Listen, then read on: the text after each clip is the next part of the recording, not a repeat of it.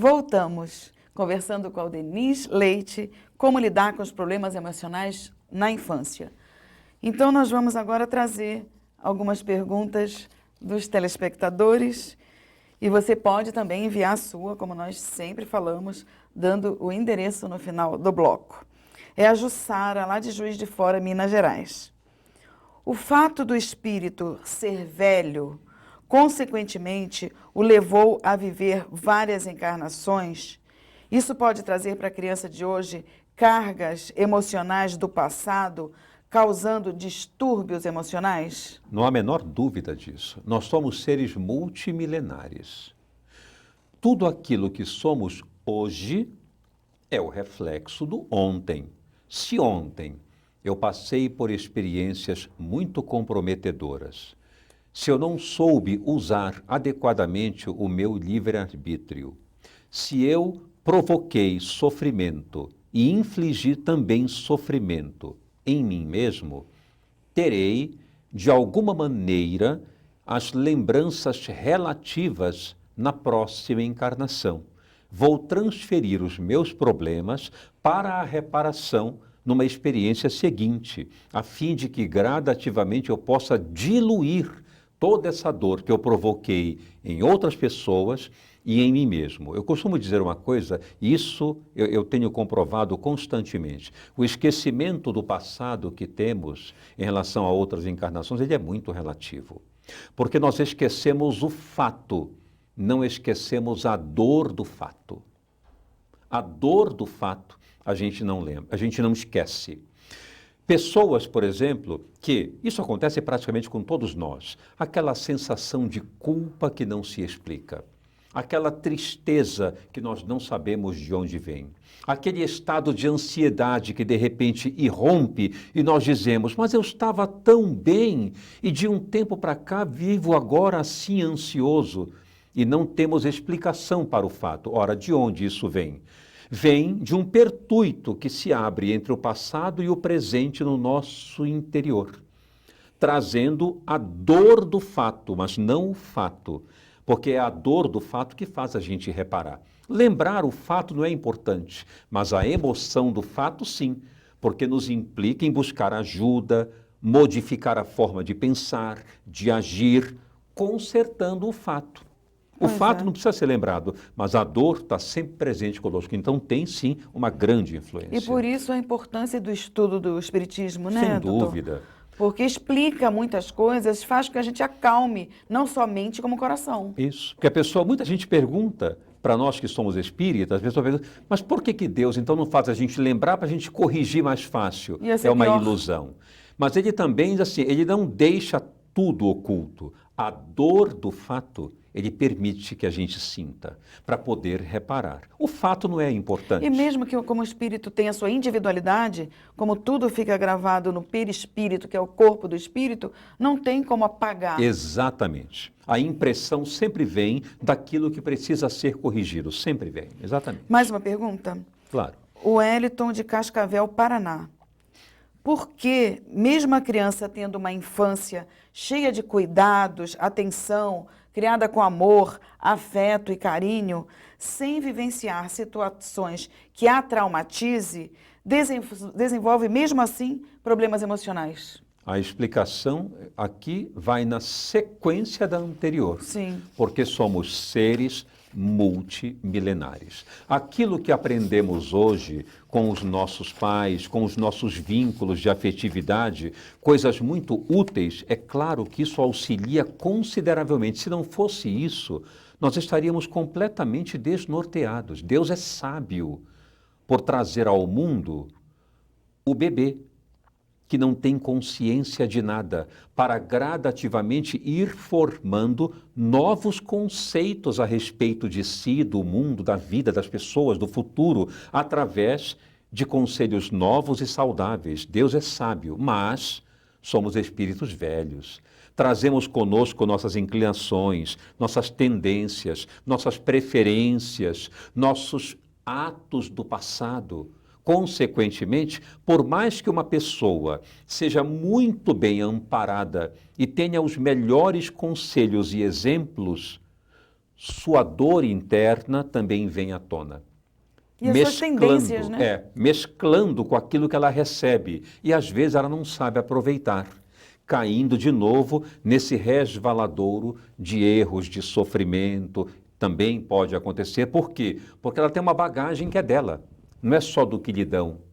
Freud achava que o inconsciente era somente aquilo que se aprendia desde a fase intraútero e depois na relação com os pais e com outras figuras.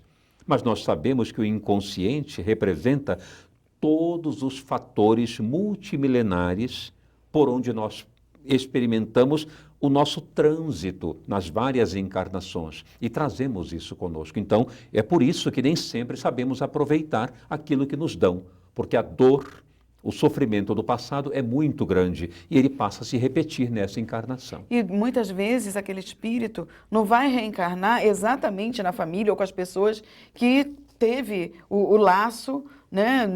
De repente está recebendo uma família, como ele diz aqui, né? Como a pessoa diz, que dá amor, que dá carinho, Exatamente. mas no seu interior está as Está feridas. muito comprometido. Agora, ai dele, se não fosse essa família. Sim, claro sim. que isso auxilia muito, mas nem sempre é o suficiente.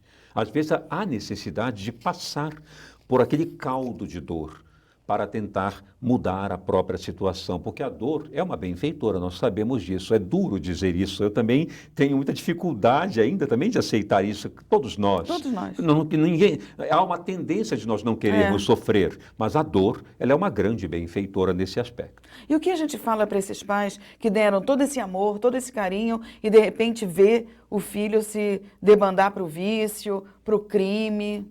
O que a gente fala para esses corações? Que persistam nessa mesma atividade de entrega e de amparo. Claro, colocando limites, sempre. Porque também existem muitos filhos que adotam comportamentos muito duros e cruéis. Nós temos que levar em conta esse aspecto também. E também muitos pais que, tão sensibilizados com isso, não colocam certos limites. A energia e o limite precisam ser empregados, mas nunca a desistência. Dizer, por exemplo, esse não tem jeito, esse vai ficar assim para sempre, eu lavo as mãos, para mim não dá.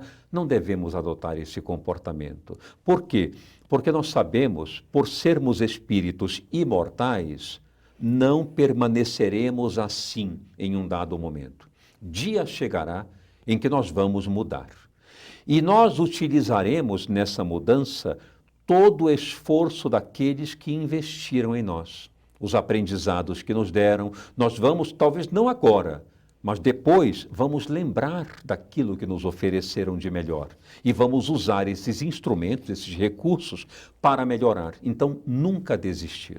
E essas crianças e os jovens que se direcionam para os vícios das drogas, etc., já existe realmente dentro deles essa tendência? Ou é alguma coisa que ele, sabe, deparou com amigos, tal, tudo? Já é um problema do espírito, do ser, do corpo? Ou de repente foi influências mesmo? As duas coisas. De um lado, pode ser um espírito que já venha com essa tendência de abuso de substâncias, de experimentar várias drogas ilícitas e mesmo lícitas que são indevidas, que não são adequadas, e venham dessa tendência anterior. E agora repetem esse comportamento pelas suas próprias inclinações, que trazem consigo. De outro lado, aqueles que são mais suscetíveis, que não têm uma solidez no comportamento, na capacidade de decidir, de escolher, e acabam sendo vulneráveis indo na sequência do que outros escolhem, esses podem se comprometer. Daí a vigilância também da família nesse aspecto, da criança, do adolescente, para uma boa orientação nesse aspecto. Porque podem ser criaturas que ainda estão vulneráveis nessas escolhas. Isso acontece muito. Eu costumo dizer assim, existem pessoas tão vulneráveis que às vezes só fazem o que os outros querem ou só querem o que os outros fazem. Não tomam decisão alguma. É aquele tipo assim, o que você prefere, azul ou verde? Qualquer coisa, escolhe para mim. Você gostaria de fazer tal coisa? O que você quiser tá bom. A pessoa nunca toma uma decisão. Nunca diz, não gostei disso. Não, isso para mim não. Às vezes ela não tem essa força. Então ela acaba sendo impulsionada para se comprometer nesse aspecto sem ter antecedentes nisso. Daí, então, a importância que os pais tomem conta desse aspecto, percebendo essas características e apoiando seus filhos, dando a eles mais credibilidade, incentivo, injeção de autoconfiança, para que eles aprendam a tomar decisões e saibam dizer não quando necessário. Isso é muito importante. E muitas vezes vê a necessidade realmente de um encaminhamento psicológico. Muitas vezes é necessário. Por que tem essa, vamos dizer assim, essa, entre aspas, também contra, não, meu filho não vai no psiquiatra, meu filho não vai no psicólogo porque ele não é louco. Isso ainda acontece, menos hoje, um pouco menos, mas acontece ainda bastante. Eu vejo ainda no consultório, por exemplo, quando eu atendo adolescentes, por exemplo, e aí faço uma prescrição médica, indico uma medicação para um tratamento de depressão ou de transtorno de pânico, ansiedade, etc. E a gente vê depois, por exemplo, a mãe. É por isso que eu digo, as mulheres estão um pouco na dianteira. Eu costumo sempre dizer isso, porque a mãe, em função dessa sensibilidade, dessa abertura maior, é ela que às vezes toma a dianteira salvando a todos. Essa é uma grande verdade. A mãe me manda um WhatsApp ou me telefona e diz assim, não sei mais o que fazer, meu marido é totalmente contra essas medicações, não quer que ele tome. Chegou em casa e disse, meu filho não vai tomar essas coisas. Nós, homens, ainda temos muito mais esse tabu, essa crítica contumaz a coisas tão naturais, que é receber um tratamento. Tomamos remédio para diabetes, para hipertensão, por que não para depressão? Depressão é uma coisa humana. Alguém já viu aqui, por exemplo, um chimpanzé ter depressão? Não pode, porque ele não tem percepção da sua realidade existencial. É só o ser humano. Então, depressão é para nós, seres humanos. Que bom que nós temos. Estamos modificando, mudando. Então, vamos tratar adequadamente. Então, isso acontece muito, mesmo essa negligência nesse aspecto. Doutor, nós agradecemos mais uma vez. Eu que agradeço. A sua colaboração aqui no Dualidade é sempre muito bem-vindo. Tá? Muito obrigado. As portas abertas aí para você e queremos estar mais vezes contigo. Com certeza eu voltarei, vai ser um prazer. Obrigada. E nós também agradecemos aí a sua companhia, a sua presença no Dualidade. Pedimos que você escreva para nós, dualidade@feal.com.br, mandando dúvidas, sugestões, colocações, será muito bem-vinda. Para interagir conosco, facebook.com/TV Mundo Maior. E para assistir esse e outros programas, TV Mundo Maior /Dualidade. Eu te espero no próximo programa. Até lá.